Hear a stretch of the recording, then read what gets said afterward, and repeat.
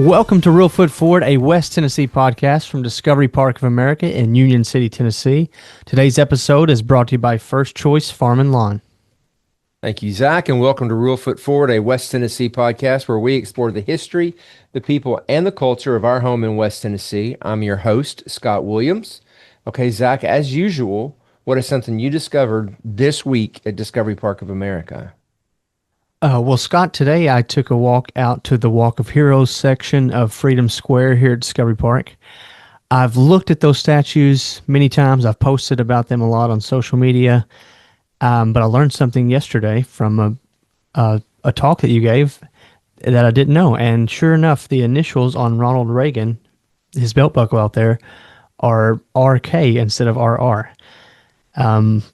Do you want to elaborate to the listeners on why that is? No, I just want to make sure that you heard my full story. Why don't you share with our listeners why it says that? Okay. Mr. Kirkland was, I believe, emailing the people that were creating that statue, and they asked if he wanted Ronald Reagan's initials on the belt buckle, and he responded yes with his RK signature because that was his signature, I believe you said. And I guess they just went with RK instead of RR because of that. That's right. Well, and the email supposedly, now this may have entered into myth territory, but so theoretically and supposedly the email said, "Do you want initials on Ronald Reagan's belt buckle?" And he said yes, RK, and that's how it ended up. Although I sort of wonder if maybe he was not setting up a humorous story on his own. So with what I've heard about him, it could be that sort of Mark Twainish, in a way. So our guest today, I'm really excited to talk to Victor, is newspaper journalist and editor Victor Parkins. Welcome to Real Foot Forward. Thank you for having me. So you come from a newspaper family, I know. Back us all the way up and tell us a little bit about where you grew up. Okay, so I'm a lifelong resident of Milan, Tennessee, in Gibson County. And my mother and father started the Mirror-Exchange here in Milan in 1965. So we turned 60 in 2 weeks. Wow, congratulations. Thank you. Yeah, quite a milestone. We're proud of that. And so I was born into it. And we always printed our newspapers up there in Union City, Tennessee. So have a relationship with the Critchlow family. Goes way back as long as I can remember. And my father passed away in 2007, and my sister Scarlett and I took the reins of the Mirror-Exchange in Milan. And I think by about 2014, we started buying other community newspapers. And today we're up to 10 community newspapers in the West Tennessee region. So you grew up around the newspaper business. What are your first thoughts of newspapers and what did it mean to you as a kid?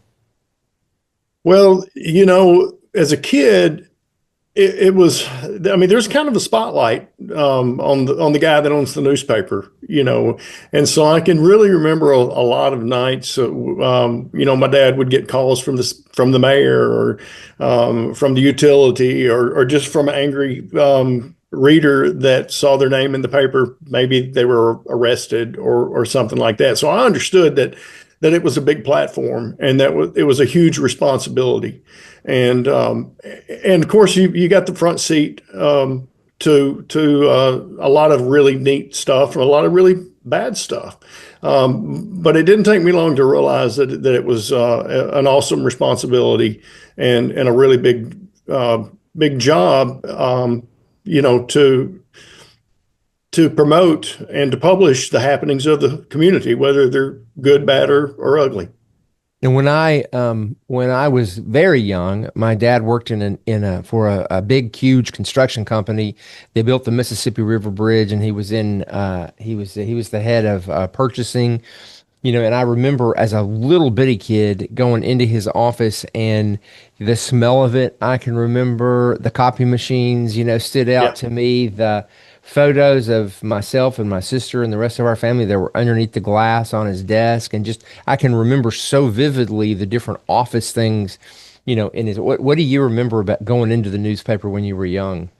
Well, definitely the big heavy typewriters, and we've got a display, when you come into the front of our office, and there's just generations of different kinds of typewriters and typesetters, and antique cameras, and we used to have huge cameras and copiers and all. Now we're reduced to just cell phones and little disk drives and small digital cameras, but the equipment was just enormous.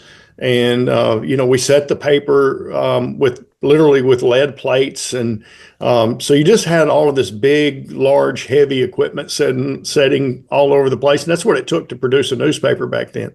So and I also remember, that was just the office setting. But remember going on a lot of neat, I guess, story ideas. I'd go out with my father. He would go cover an event. Sometimes it may be a tragedy. Sometimes it was just a celebrity coming to town. I mean, but have a lot of fond memories of the earlier years. And what was his background that led him into wanting to be an editor of a newspaper? So my father was grew up in Weakley County, grew up poor, and his dad was a road builder, and so when they would build a new road, he would move, and they built Highway 45 coming through Gibson County and right through Milan. So they moved to Milan.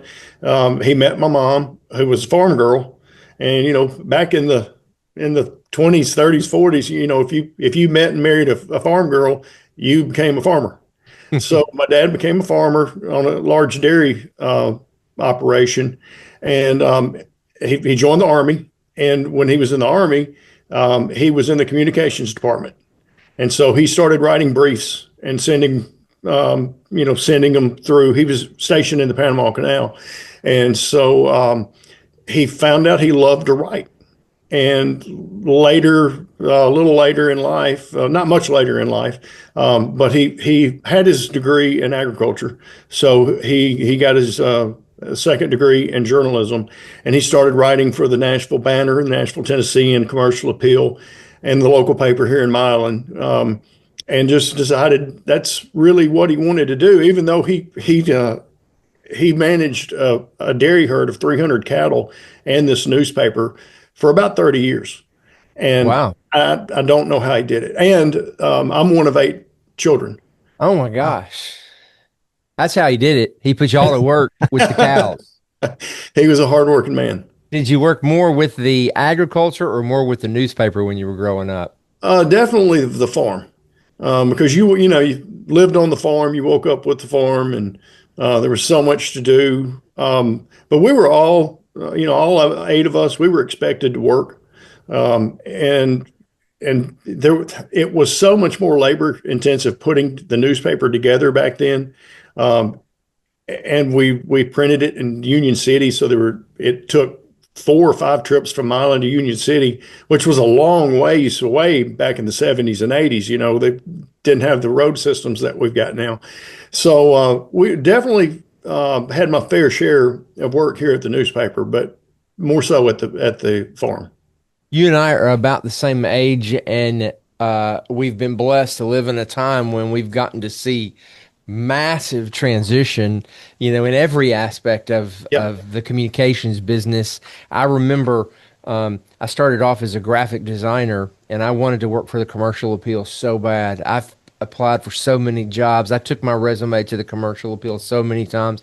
I was rejected at every turn. However, I do remember I did end up getting a job as a graphic designer at a TV station, but I remember we used to use rub-on letters, to create ads and things, and cut amberlith that most people would never know about today. Young whippersnappers like Zach don't know about cutting out a piece of amberlith, and the nice feeling of pulling that plastic sheet off of there.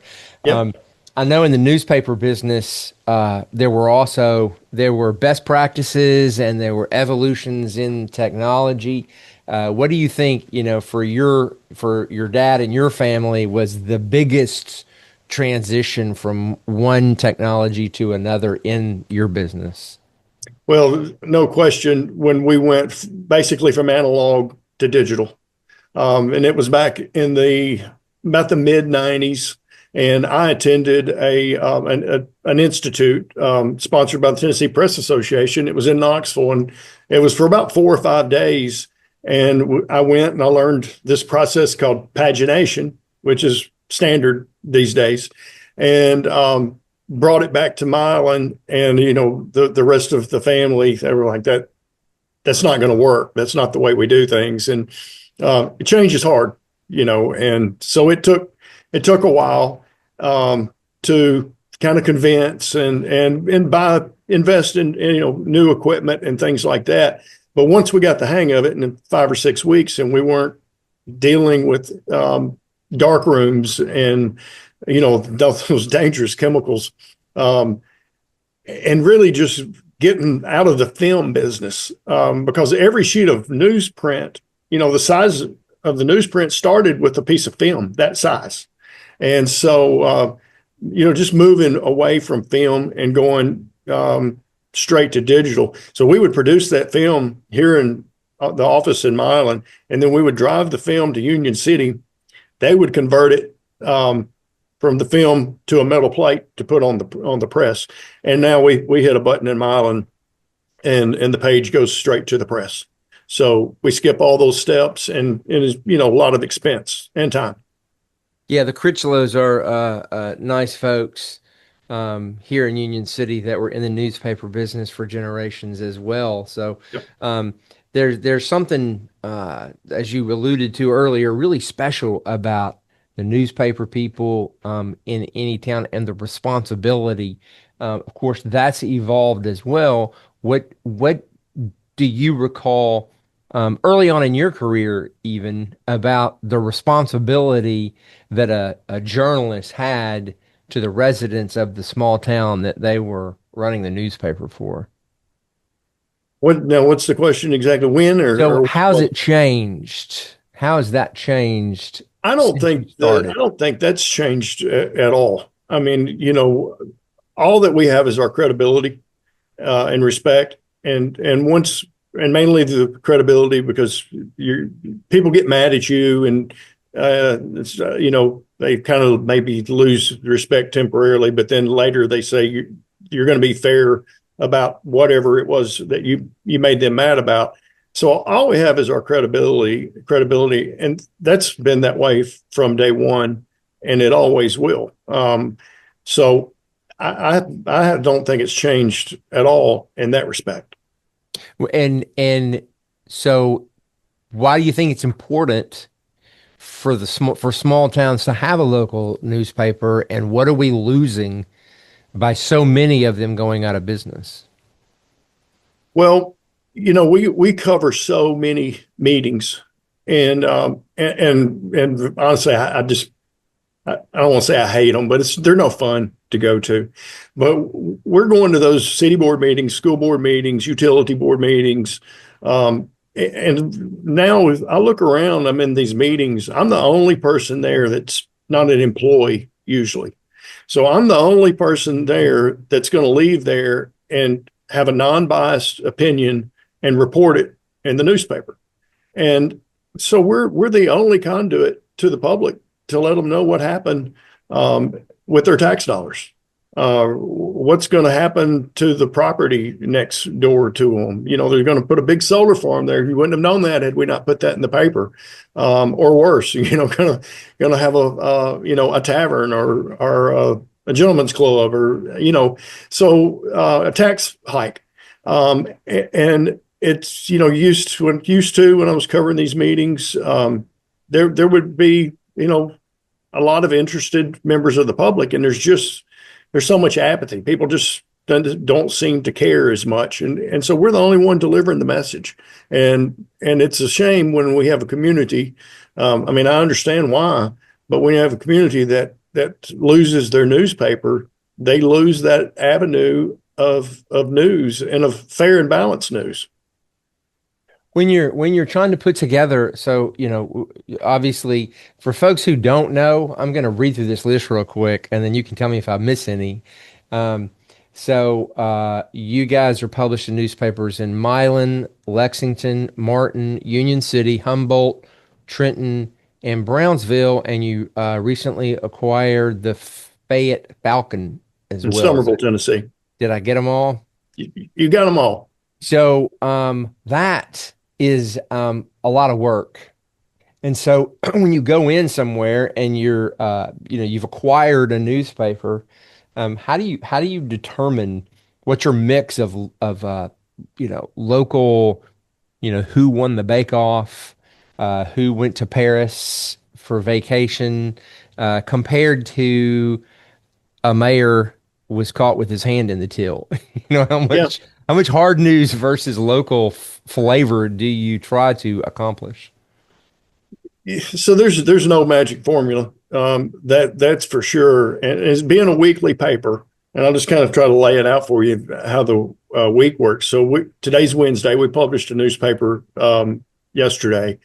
I have no earthly idea what's going to be in this next paper. And sometimes I feel that way on Friday, and it worries me because I'm like, what in the world are we going to put in this newspaper? But news happens. The cycle never stops. And so you really just follow the news. And, we do print a lot of soft news, the first Cotton Bowl. I mean, people still love to see that type of things. We're really heavy on local athletics and academics, and that cycle slows down in the summer. But to answer your question, I guess I think it's probably a close to a 50-50 mix between, local political news, crime, and just what's going on, social events and things like that in the community. There's definitely, and sometimes it's a lot more. I hate to have especially a page one full of bad news, but if that's the news, that's how I believe. I know newspaper publishers that will not put a negative story on their front page. They won't do it. I'm not one of those guys. You obviously have to make judgment calls all day long. Yeah. Are there times when, there have to be times when you have a story that you have to run and you just think, oh man, Yeah. I wish I didn't have to run this. Yeah. It's usually, those are usually stories about, this is Milan, Tennessee, 7,500 people. I know most everybody here. I've been here all my life.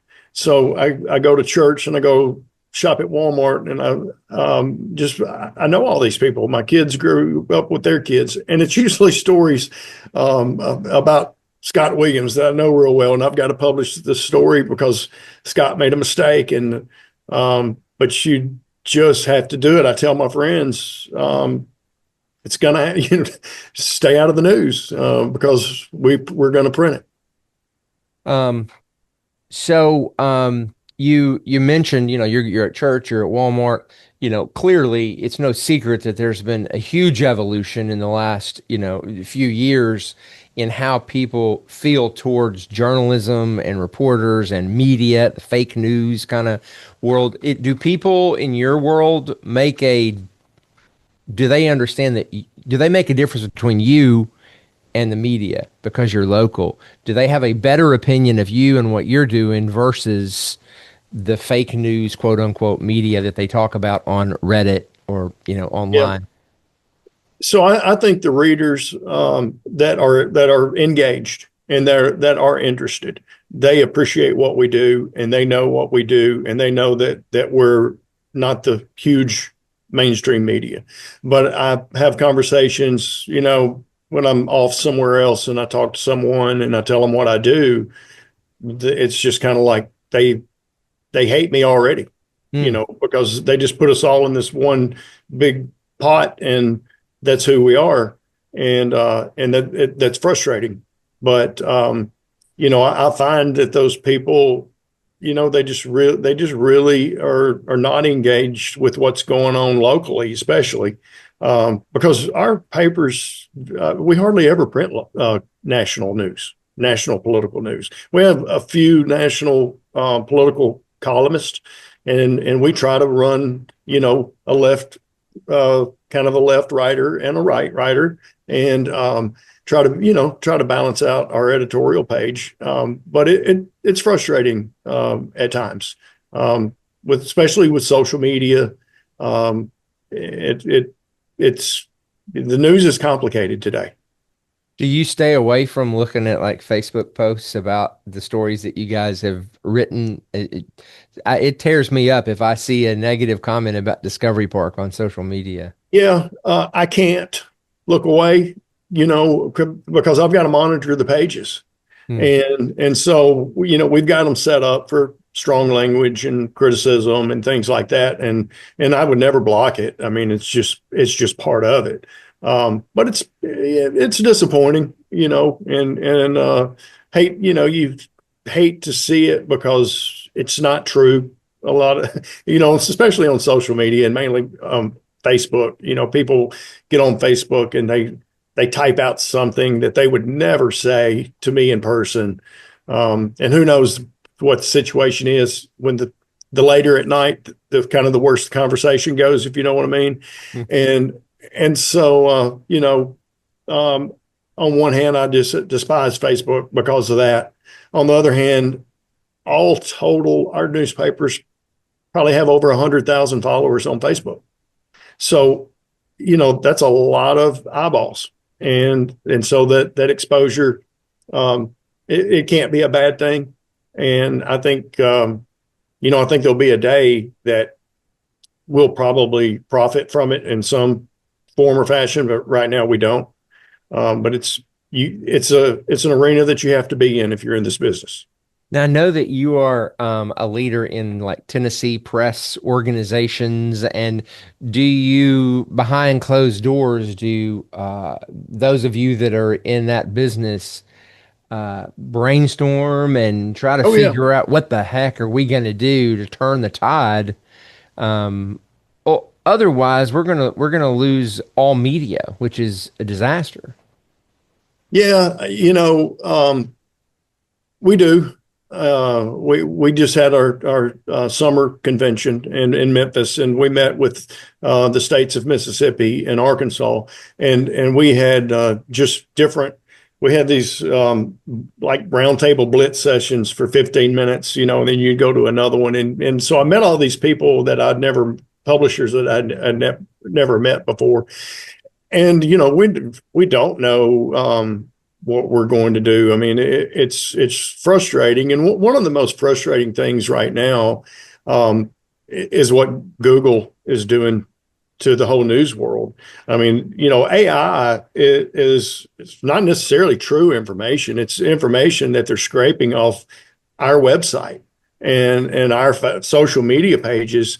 And if you use AI much or Google, they've got our minds trained now just to say Google. And if you search for something on Google and the AI thing rolls out, it's information they're getting from other sources. And at the end of it, it looks like a little paperclip. And if you click on that, then it'll say source was the Mirror-Exchange, Milan, Tennessee. And they should be paying for us for that, because I'm paying for those journalists to go out and cover that story. So that's very frustrating.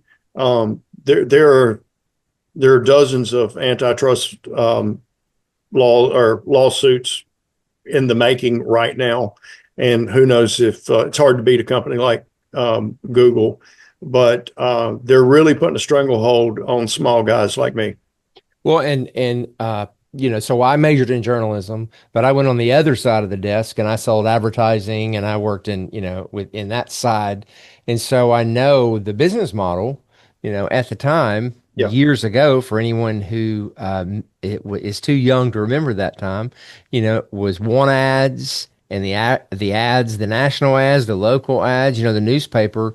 I can remember being a kid and getting up and going to get the Sunday paper, which would honestly be rubber banded and it'd Yeah. be, as big as a football. And I would be looking for the funnies and, ads would be flying everywhere. So those days are over. Yep. So the economics of news Can you speak a little bit about that and about what you feel like the future may look like when it comes to that? Well, it's tough. I will say, I mean, it's a tough business, and you have to have thick skin. You have to know what you're doing. You have to be efficient. You have to have good people, and we're blessed with all of that stuff. So, when the World Wide Web came out in the 90s, we were reluctant to get, especially my dad. He didn't understand why in the world we wanted to put a web page out and put our news on there before it was printed. Yeah. And so we've, especially I think the smaller, more rural newspapers have been behind on that. But I don't think that's necessarily a bad thing, because we wanted our print product to stay our core product, and it still is our core product. But we all have, all of our papers have websites, and they all have multiple social media outlets. And every year the revenue on our website goes up just a little bit more. But it'll never replace all of those ads that flew out on Sunday editions and things like that. So we've really had to tighten our belts.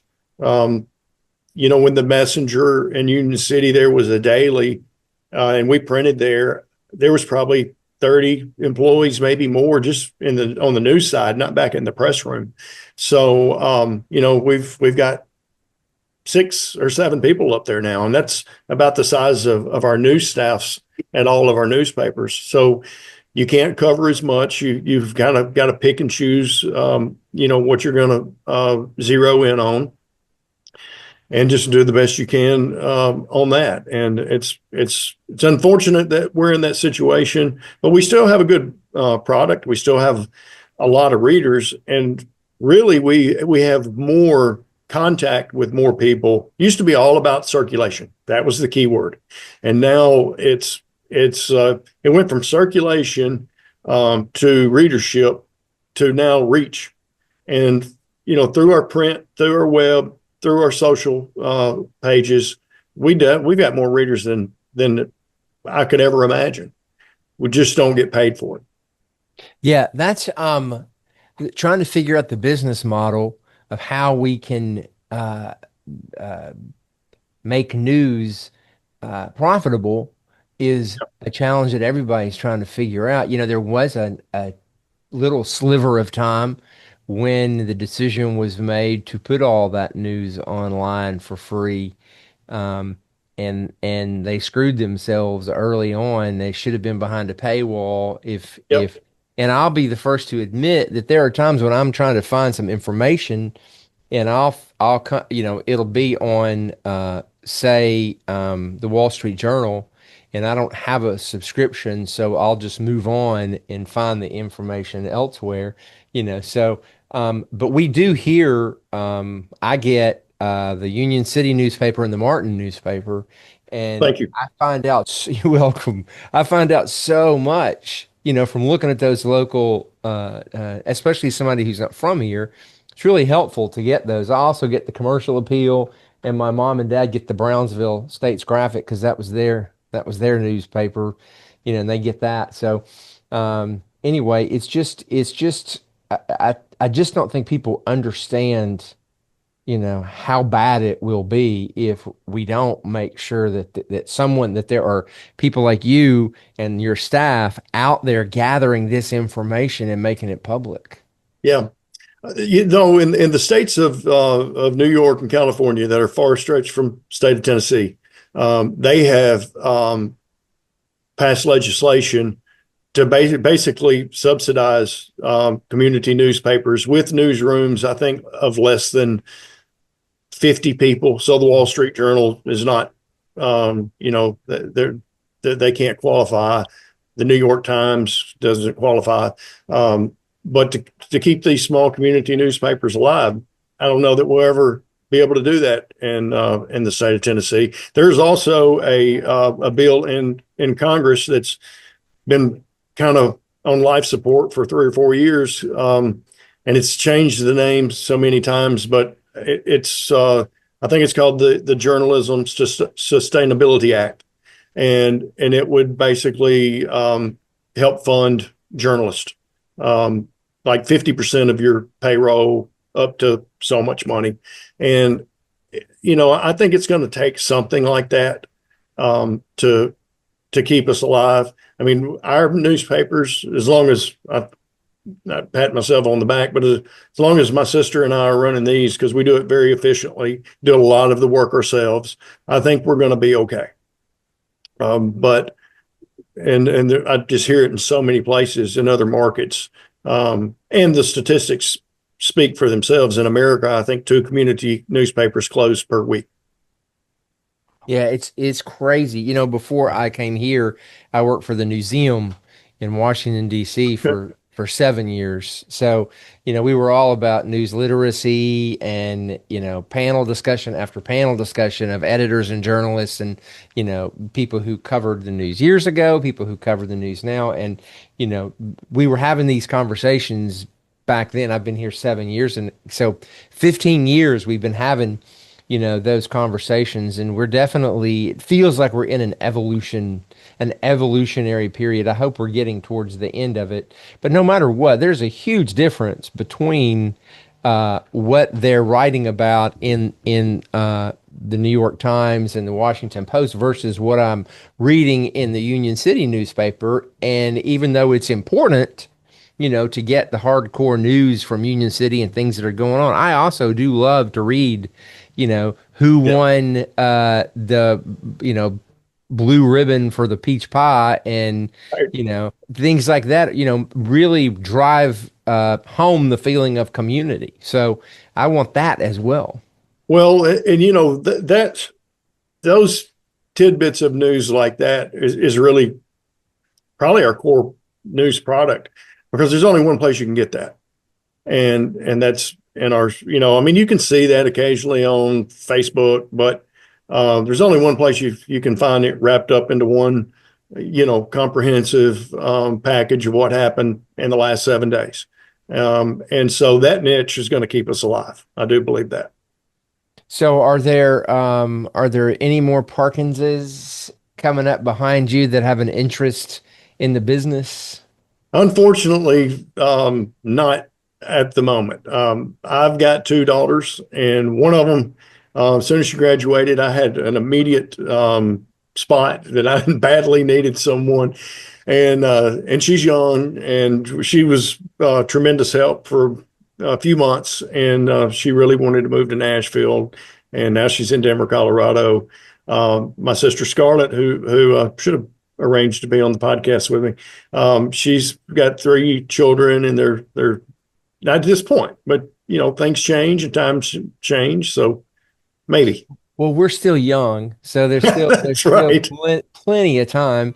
We're going to take a quick break, and when we get back, I want to ask you about your dad and his involvement in the Agriculture Museum there in Milan. First Choice Farm and Lawn is proud to serve our community. With their exceptional customer service, certified technicians, and knowledgeable staff, they're sure to take care of all your outdoor lawn care needs. Visit them at 1800 West Reelfoot Avenue in Union City, or at their other locations in Tennessee, Kentucky, and Arkansas. For more information, visit firstchoicekubota.com or find them on Facebook. I hope you're enjoying the Real Foot Forward podcast from Discovery Park of America. If you are, please be sure to subscribe, rate, and leave a positive review on iTunes, Spotify, or wherever you listen to podcasts. Our guest today is journalist and editor Victor Parkins, who's doing a great work in keeping the information flowing out in our area rural communities. So I was interested in your dad, Bob, was key to founding the West Tennessee Agricultural Museum. And he was the director for 26 years. That's crazy with all the other things he was doing. Yep. Are you still involved in that organization at all? I'm not. I'm no longer. I was on the board after he passed for a few years, but I'm not on the board at this time. For those who are listening who have never heard of the West Tennessee Agricultural Museum, will you give it to us in a nutshell, kind of the elevator speech of what that is? Yeah, so it's give you just a little history on it. My dad was really good friends growing up in Dresden with Ned Ray McWhirter. And so he also knew a man named Frank McCutcheon, and Frank was a big farmer and had a huge collection of antique tractors. And And isn't he the one who is the father of no-till farming? that is correct. Wow, how about that for a trivia question that would surprise That's people good. that I knew? Impressive, Scott. So when Frank started becoming older and in bad health, he needed a place to put all of this old antique equipment, and our farm had its fair share of antique equipment, and so my dad was just really involved with the University of Tennessee and at the experiment station out there, and they had it was Mr. McCutcheon's dream to have this museum, and so when he passed, my dad just went to work and called Ned Ray, secured the funding, and built the museum. And immediately they started, collecting, putting Mr. McCutcheon's things in there, and all of a sudden it's just full. And now they have barns out back that they kind of rotated in. There's so many artifacts and just history, everything from Civil War firearms, to the earliest cotton planter. It's just, if you've never been to the West Tennessee Agricultural Museum, I would recommend a trip. You can spend a couple hours in there easily. Is that also in Milan? I got it funded. It's right outside of Milan. Yep, going toward Atwood. So he secured the funding, got it up and going, and then was the president of it for 26, 27 years. And they were really instrumental in helping us with our exhibit. We've visited there numerous times. It's now part of the UT Institute of Agriculture, I believe, Right. and they have a big field day out there. Their field Every day year. is infamous. Everybody comes from everywhere. Yep. It was my first time to ever be at a field day, where they talk about the different ways to treat crops and no till and till, and anyway, it's really an incredible place. Do you recall about how old were you when your dad was getting involved in that? That would have been back in the 80s, Okay, so I would have been, so you were old enough to remember oh, very well. the Yeah, planning and all. Did you have any interest in that at all? not really. No. So, I've got six sisters and a brother. Oh, wow. And so my brother is the farmer, and then I took on the working with family can be tough, you know, and love my brother dearly, but I'm not sure we could have worked together on the farm, especially on a hot day like today. But he's Green Acres Farm in Milan. Oh, yeah. I mean, he's a master farmer, and so he took that career path, and I took this one. And then your sister joined you, and your other sisters, did they scatter to the wind? Yeah, just now one of my older sisters worked here till she retired, and had one move to Atlanta, one Nashville, one New York, and one actually is still in the media business today, just not this business. Well, what a legacy that your family has contributed to. I don't want to say left behind because you're still contributing to it for many years to come. But the work you guys are doing is just so crucial to the success of our rural community. So kudos for that. Thank you. And thank you for being here with us today. Hopefully, we didn't screw up your newspaper schedule too much, because I know you, with all those newspapers, you've got lots of editing and proofing. And how much of that do you actually? How much of? And people don't understand. There's something called the AP style. Yeah. That you have to. It's like around here, everybody knows that I'm obsessed with us getting every single thing exactly right, AP style. But every once in a while, a mistake slips through. Zach never makes a mistake though. But Right. how much do you get involved in actually moving the periods inside the quotation marks and things like that? Well, so I pretty well try to let every newspaper that we own run themselves. So not at all in the other nine, but this one, every one, Hmm. pretty much. I mean, every piece of copy comes across my desk, and I hate more than anything to pick up the newspaper and find something I missed. Oh, it's too late after that. That's yeah, that's just, especially if it's in a headline, you know, there's just Yep. nothing worse than that feeling, because it's all my fault. That's a terrible feeling when you It see really something is. that you could have sworn was right, or that wasn't like that when you proofed it. Zach catches my errors all the time. So that's why here we double, triple, everybody checks each other's work. And, it's when imagine when I was working at the museum, when everybody there were a bunch of journalists, and how much they proofed it. I mean, we would proof every single thing. Every press release got proofed 500 times. So. Yep. Anyway, well, thank you for giving us your time, because I know you're really, really busy. So we appreciate you being here with us today. I appreciate the invitation. And thanks to all you listeners who joined us today at Discovery Park of America. Shout out to our friends over at First Choice Farm and Lawn for sponsoring today's episode. Our mission here at Discovery Park is to inspire children and adults to see beyond. To plan an experience here for you and your family, visit discoveryparkofamerica.com.